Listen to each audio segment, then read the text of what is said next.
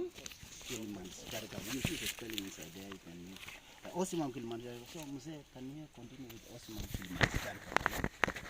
Now, this Ocimum Kilimanscharicum was a special medicine to our old people. Very special. It was healing flu, cold, cough, and stomachache. So our people used to boil it and use the medicine from it, and it heals.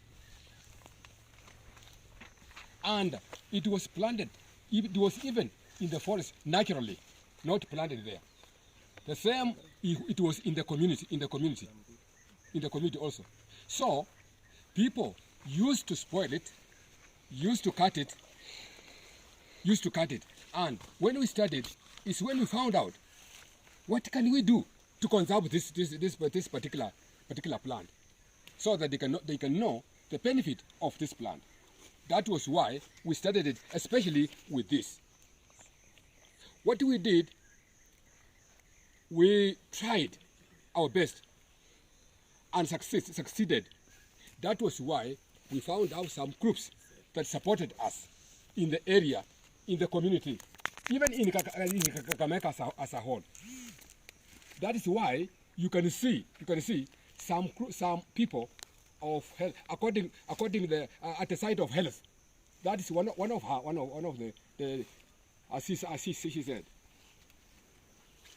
And we include several people in the community, and they used to plant and bring them here and get income from this.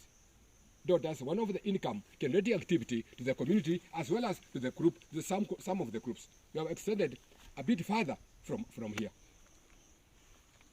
Let me ask you before you continue. What's the difference between this plant and the plant you were making in the lab during the documentary?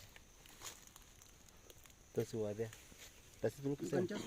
You can just pick. Pick it. Pick it. Smell. You can I'm happy with rotich. Okay, I'm happy with rotich. Yes, do it. Rotich has said, for those of you who do not see quickly, this has the leaves are ovate. That one, the leaves are elongated. This one was, but the smell and almost even the flowering is the same. But they're the same. They're in the same family. They're in the same genus. That's Ocimum. That was Ocimum americanum, and this Ocimum Kilimanscharicum. You can see what taxonomy. That's Cognos 1. Because you can also misidentify, because what this plant produces is not what that one produces in terms of chemical composition.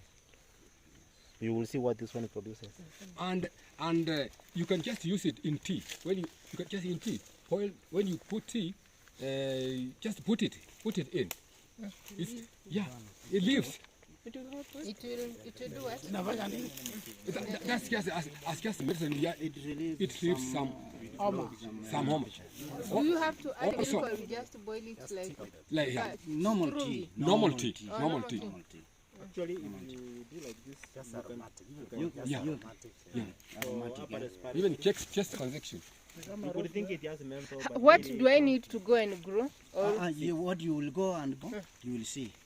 You will see. In harvesting, in planting, we harvest the seeds. One is ready, almost ready. We pluck the seeds. Then after plucking, after kukwarusa, we have pluck jacks. Ambazo zitatoka.